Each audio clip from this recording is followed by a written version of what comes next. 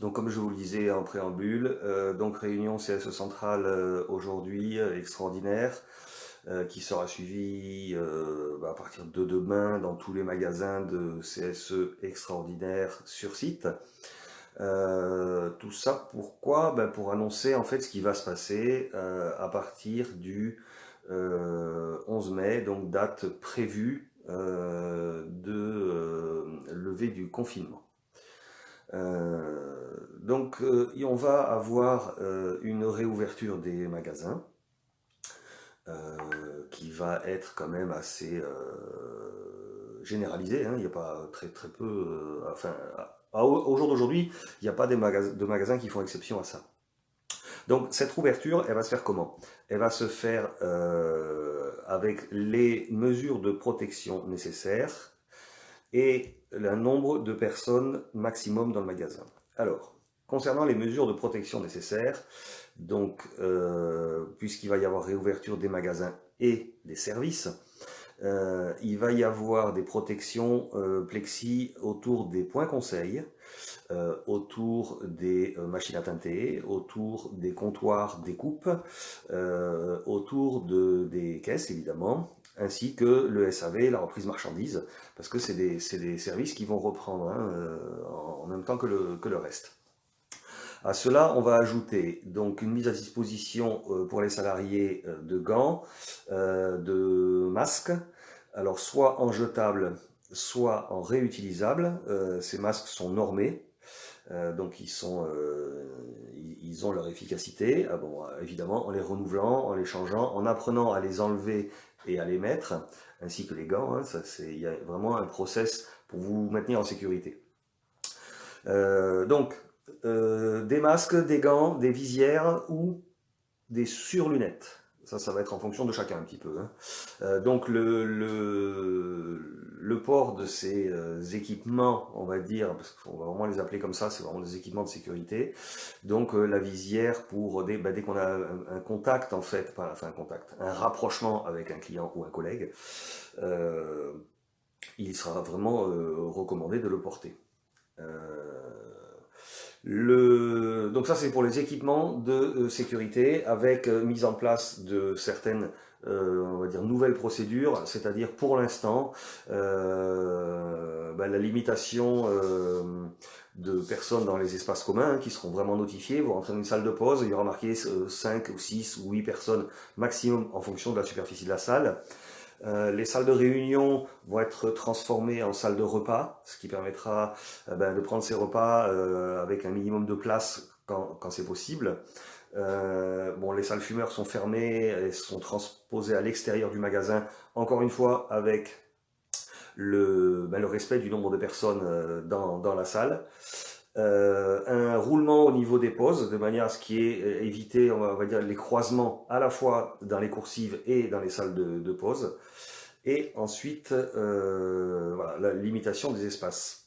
Alors, concernant le nombre de personnes dans le magasin, il y a un plan de déconfinement du gouvernement qui est sorti aujourd'hui et qui nous explique la chose suivante. Concernant les magasins recevant le public, ce qui est notre cas, donc on va prendre la surface utile. Alors, la surface utile, c'est la surface du magasin auquel on enlève les réserves et auquel on enlève tout ce qui est fixé au sol, c'est-à-dire les gondoles, les racks. Donc c'est vraiment de l'espace de circulation. Ça va donner une superficie. Le gouvernement considère que pour garder la mesure d'éloignement physique, ils appellent ça physique maintenant, d'une personne à l'autre, on est sur une base de 1 mètre, donc ça veut dire une personne pour 4 mètres carrés. Donc, ce qui va se passer, c'est que la superficie utile d'un magasin va donner le nombre de personnes. C'est-à-dire qu'on prend la surface utile en mètres carrés, on la divise par 4, et ça donne le nombre de personnes dans le magasin. Alors, important, c'est bien précisé dans le décret gouvernemental, c'est employé et client.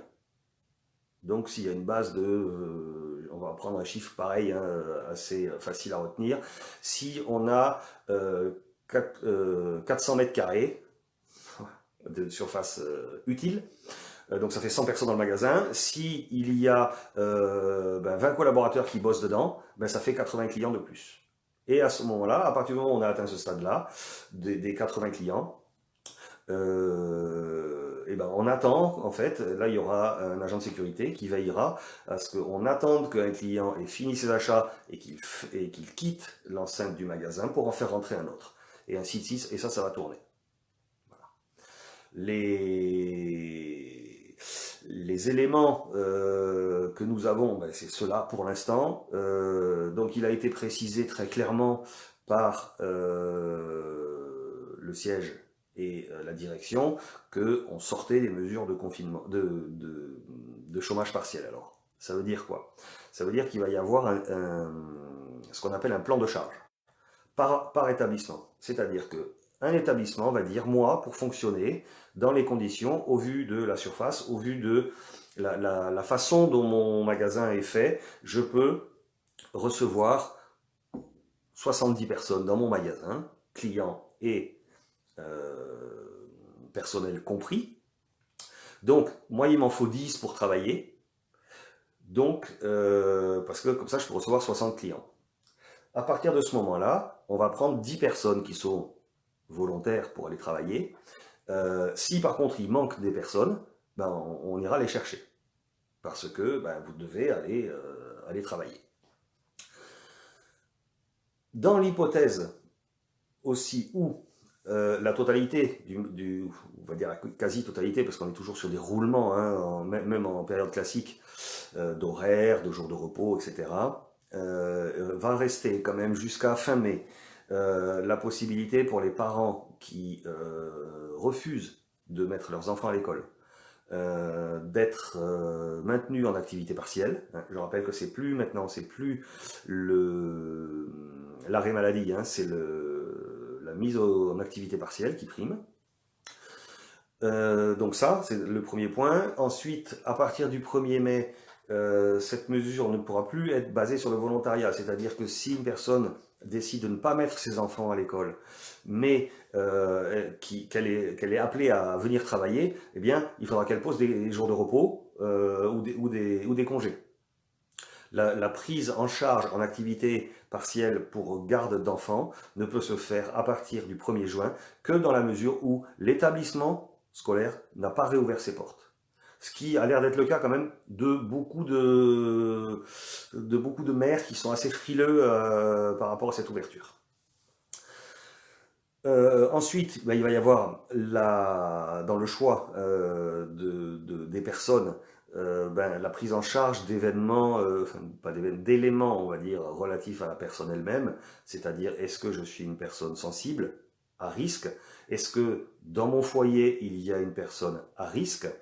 Donc c'est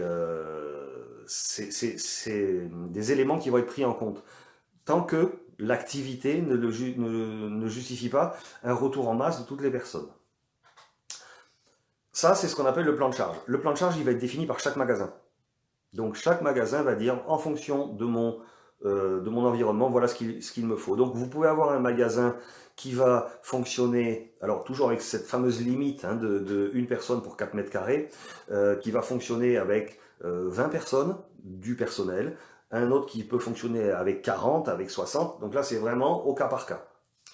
Ça a vraiment été précisé par la direction.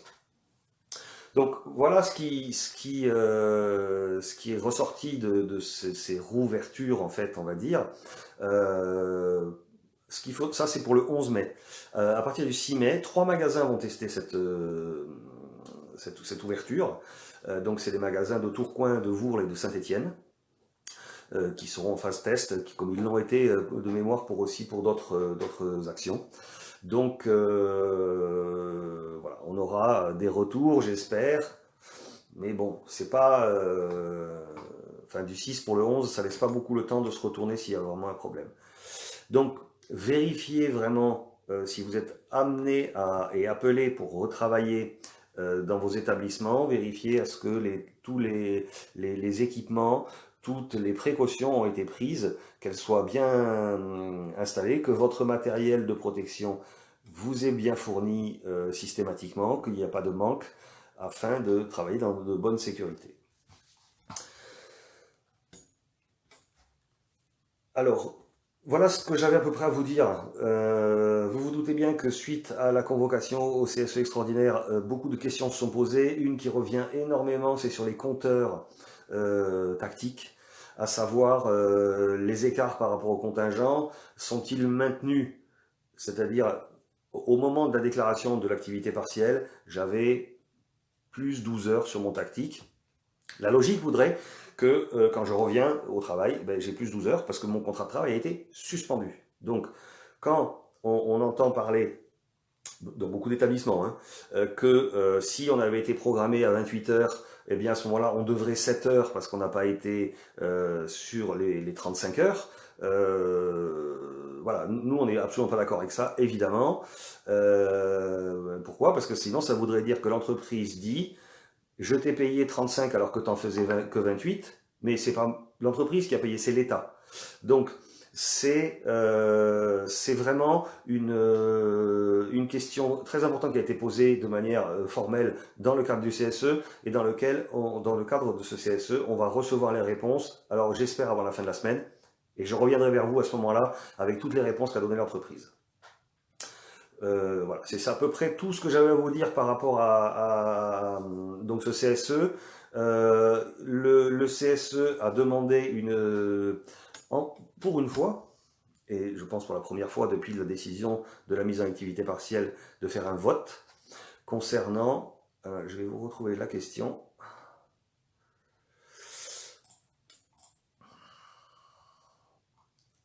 Alors, je vous demande un petit instant. Voilà, la question était la suivante. Êtes-vous favorable aux décisions de l'employeur ayant pour objectif de faire face aux conséquences économiques, financières et sociales de la propagation de l'épidémie du Covid-19? Donc ça, c'est la question qui a été posée au CSE central. En ce qui concerne le résultat des votes, donc vote favorable 9, vote défavorable 8, abstention 1. Donc vous voyez que c'est passé vraiment super limite. Donc ça veut dire qu'il y a quand même une certaine méfiance au regard de ça. Il ne faudrait pas que cette volonté de reprendre, hein, et c'est évident, l'entreprise a subi d'énormes pertes. Maintenant, la récupération et la crise qui va suivre nécessite quand même de la précision, nécessite du recul, de l'étude, et on ne voudrait pas que ça aille trop vite. Pourquoi? Simplement parce que ça peut être aux dépens de la sécurité de chacun. Voilà. Il y a beaucoup de gens qui s'interrogent sur cette levée du confinement, parce que le confinement porte ses fruits actuellement. Soyons clairs, quand on voit les courbes, on est vraiment sur de la descente, mais ça c'est le fruit du confinement. Donc qu'est-ce qui va se passer si on lâche tout le monde dans la nature d'un coup? Il faudrait éviter une deuxième vague. Donc ça c'est quand même assez important.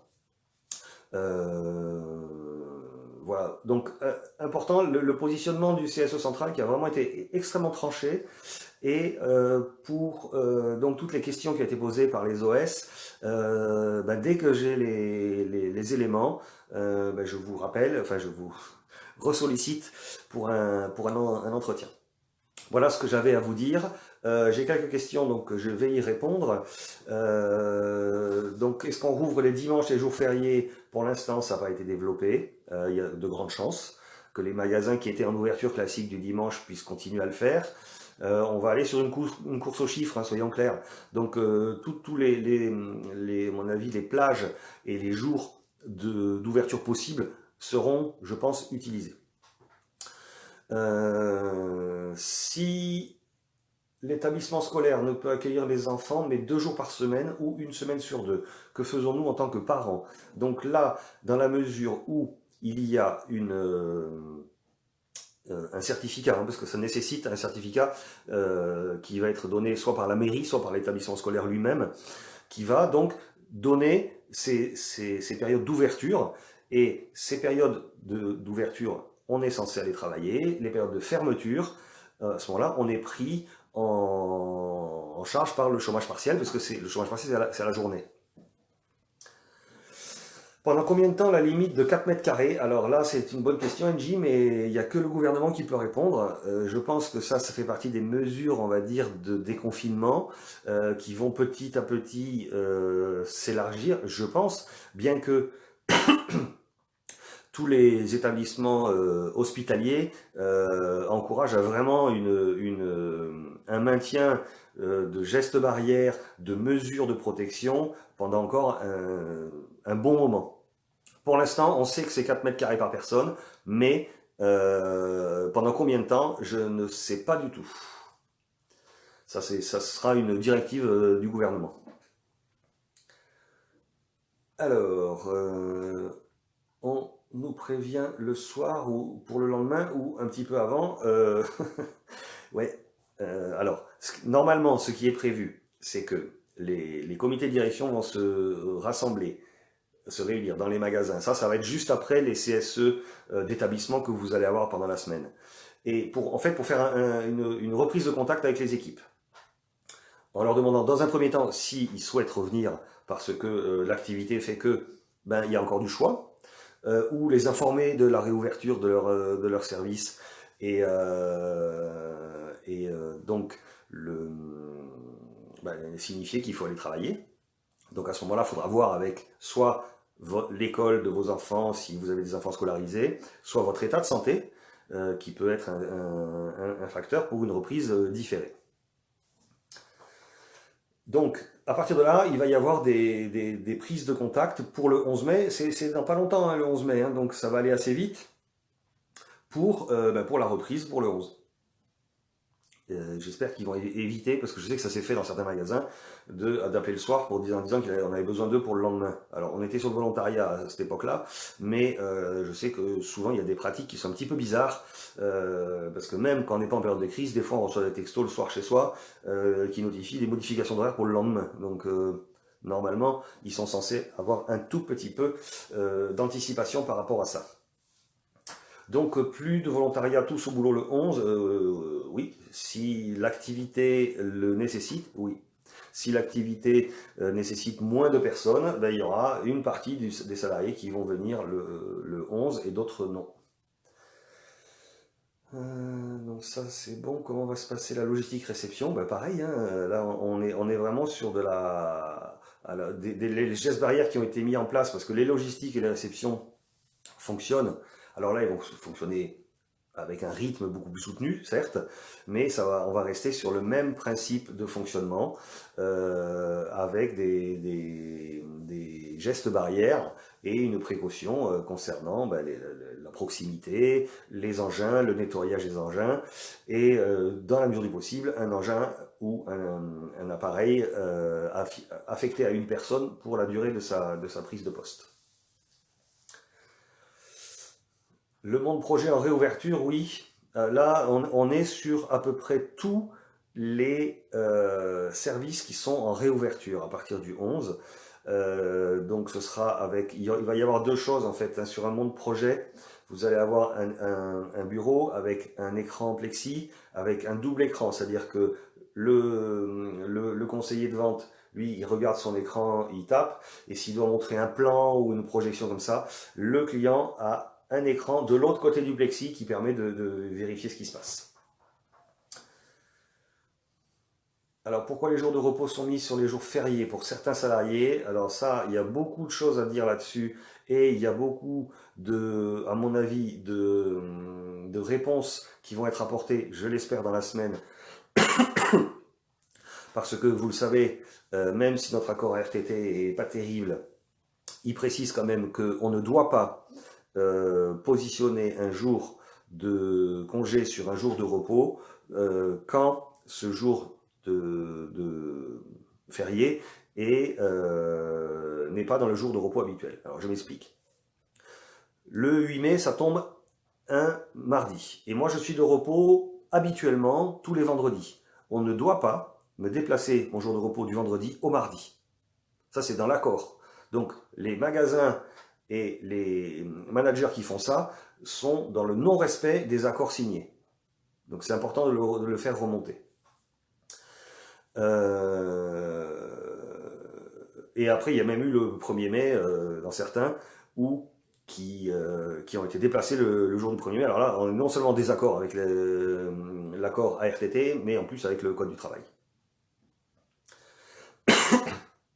Si on est à risque, est-ce qu'on doit aller voir son médecin pour un arrêt?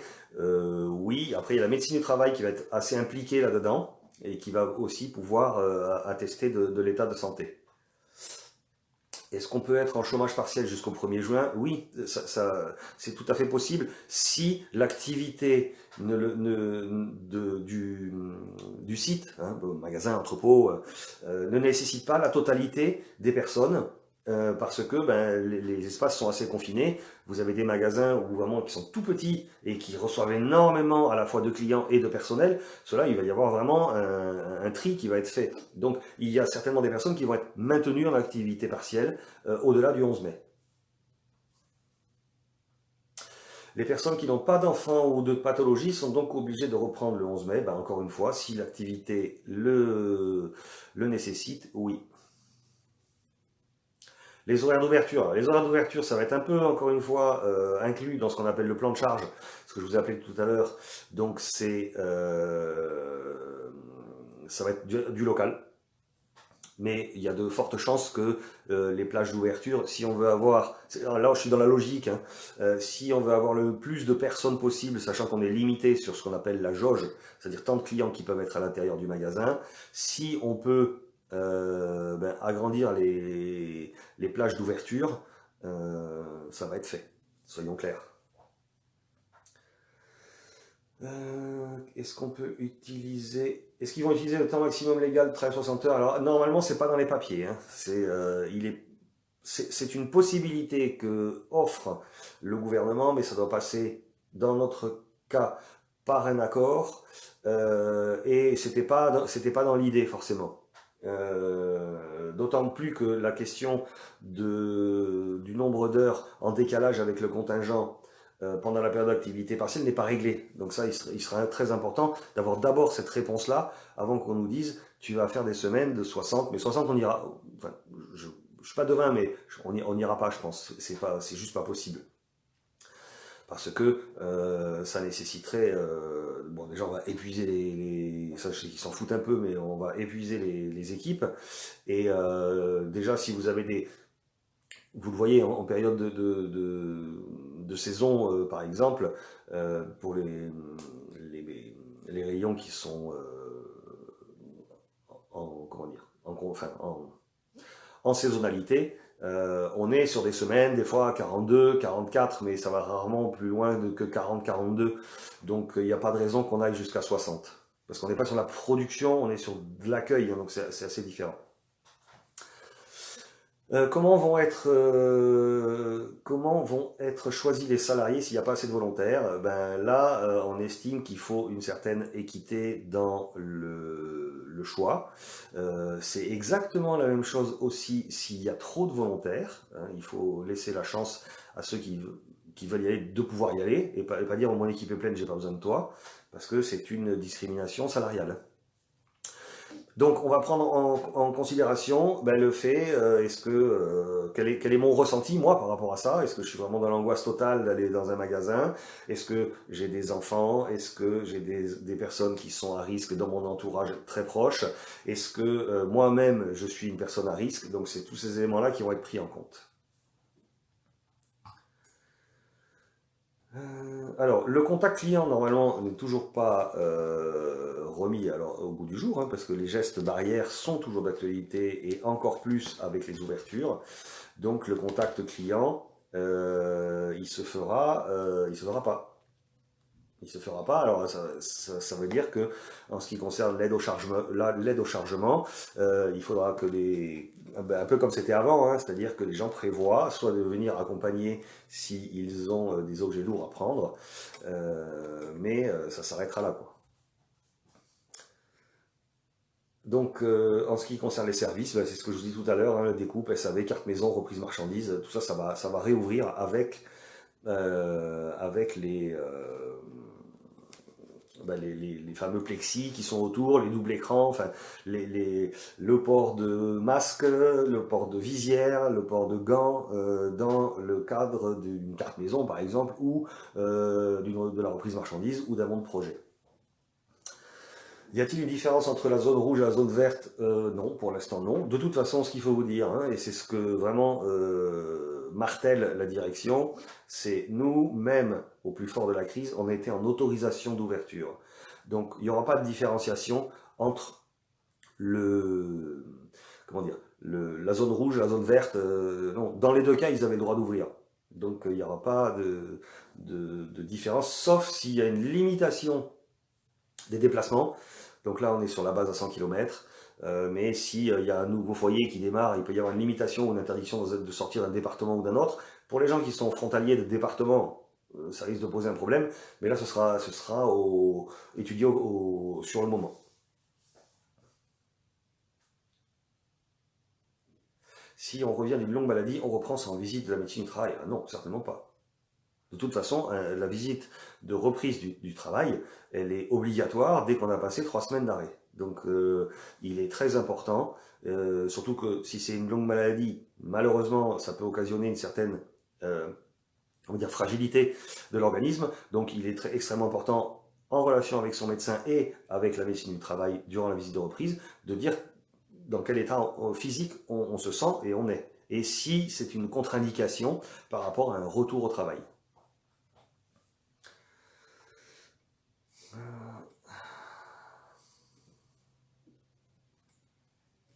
Donc pour Florence, oui, c'est la suite de ta question par rapport à des accueils d'enfants qui accueillent par exemple lundi et jeudi. Donc elle bosse lundi et jeudi. Et le mardi, mercredi, vendredi, elle sera en activité partielle.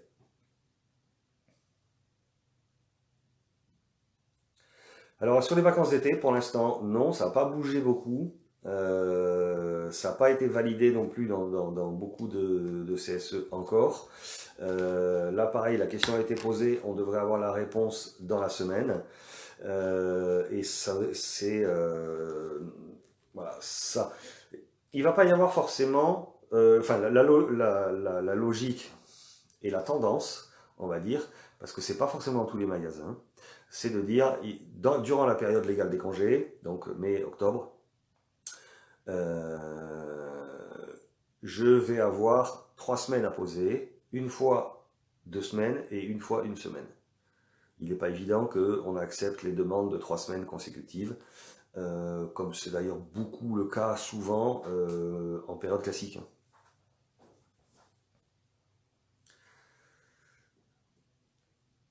L'accueil, alors oui, l'accueil va ouvrir aussi, hein, mais toujours pareil avec des protections.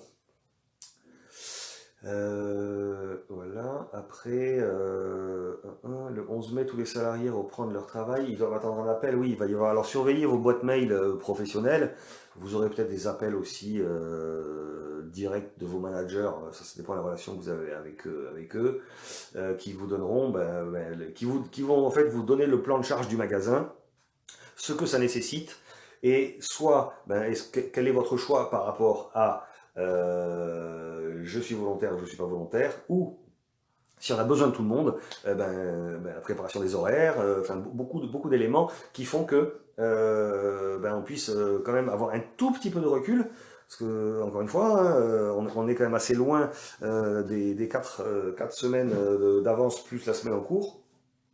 C'est des choses qui devraient normalement se résoudre relativement rapidement. Mais attendez-vous à être sollicité soit par mail, soit par téléphone, par vos managers dans le cadre de cette reprise-là. Pour les renseignements clients, doit-on toujours garder une distance? Absolument, absolument. C'est 1 mètre, quoi qu'il arrive. Donc il y a deux solutions, soit on est à son point conseil, donc on a à ce moment-là le plexi qui va protéger, soit on est par exemple à la machine à teinter, au rayon peinture, on a le plexi qui va protéger, soit on est dans le rayon et on va renseigner une personne, à ce moment-là on a le masque, les gants, la visière et évidemment les 1 mètre de distance quoi qu'il arrive.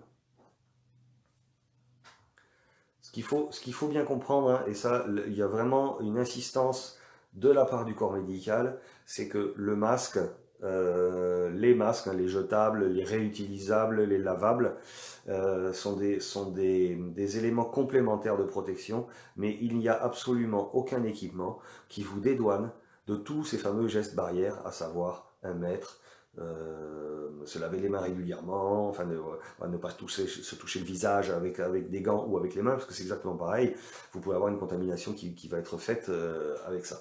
Donc le masque et la visière, c'est pas un passeport pour faire n'importe quoi du tout. Donc 1 mètre dans le cadre d'un renseignement client, oui, absolument.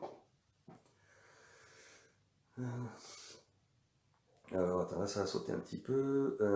Est-il prévu que tous les personnels réintègrent son poste au plus tard le 1er juin, quel que soit le niveau d'activité du site, et sinon, qu'advient-il? Alors, pour l'instant, on ne sait pas trop, ça va dépendre encore une fois, hein, là, on est sur 4 mètres carrés. C'est le gouvernement qui a décidé ça. Et peut-être que le gouvernement va décider, ben finalement, on s'aperçoit que 4 mètres carrés, c'est théorique, mais dans la pratique, ça se bouscule quand même beaucoup à l'intérieur des rayons, donc on va passer à 6-8 mètres carrés. Là, à ce moment-là, l'équipe va redevenir plus courte au niveau des employés. Donc, de fait, il y aura une prolongation de l'activité partielle. Avec une redemande à nouveau auprès du ministère du Travail.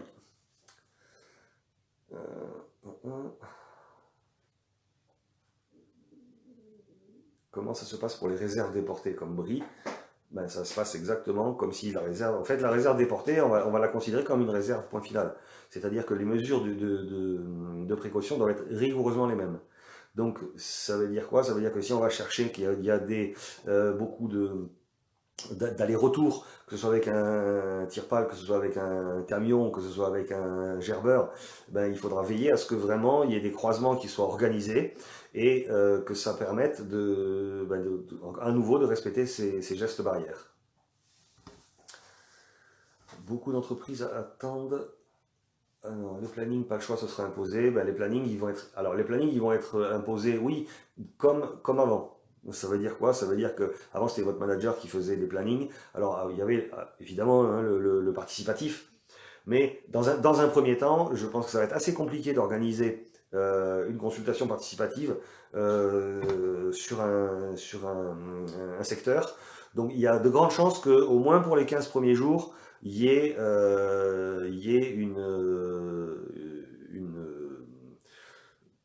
une construction du planning faite par le chef de secteur. Beaucoup d'entreprises attendent le 7 mai avant de se prononcer. Nous, non, on n'attend pas le 7 mai pour se prononcer. On s'est déjà prononcé, c'est ce qui a été expliqué cet après-midi en CSE. Donc, à partir de ce moment-là, c'est simplement de l'organisation. Est-ce que le masque sera obligatoire pour les clients ou pas pour entrer dans le magasin? Alors actuellement, le masque n'est pas obligatoire. Donc, tant qu'il n'y a pas de directive gouvernementale par rapport au port du masque, il ne sera pas obligatoire.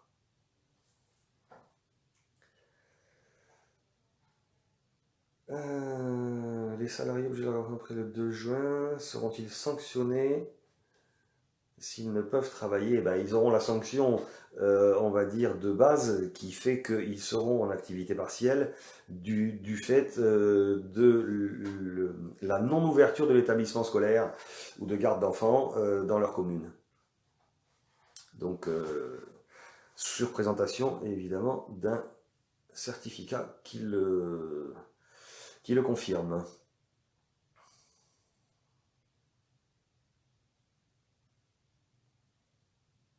Alors, en ce qui concerne, pas de place en centre aéré le mercredi.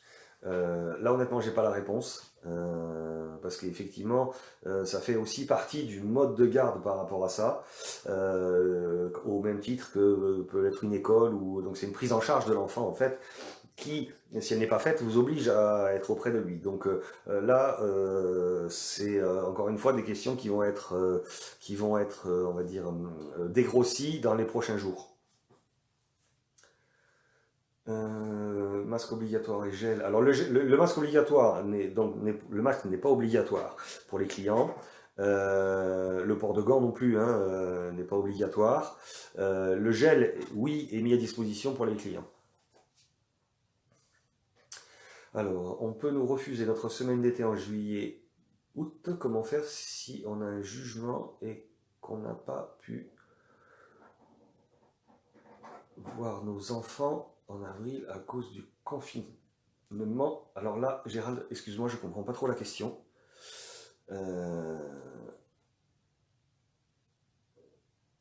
Alors, ils peuvent refuser nos semaines d'été en juillet, oui, ou les reporter, on va dire, les décaler dans l'espace de la période légale des congés.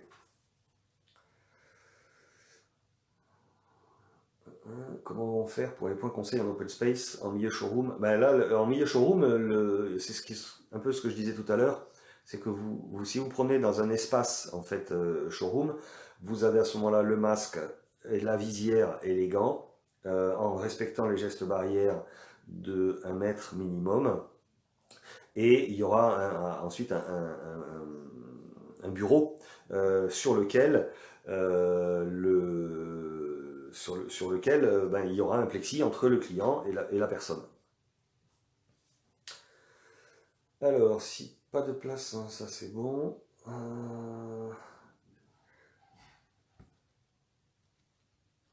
Alors, si j'ai un enfant qui va à la crèche et pas le second, car pas la place, donc pas de moyen de garde. Pour moi, à partir qu'il y ait un enfant qui ait des problèmes par rapport à son mode de garde, ou qu'il y en ait 2 ou 3, ça change pas la donne. Hein. S'il y en a de l'asthme, est-ce qu'on est obligé de reprendre le taf? Ça va dépendre de la décision du médecin du travail et de son propre médecin qui vont définir en fonction du degré d'asthme si on est considéré comme étant un sujet à risque ou non.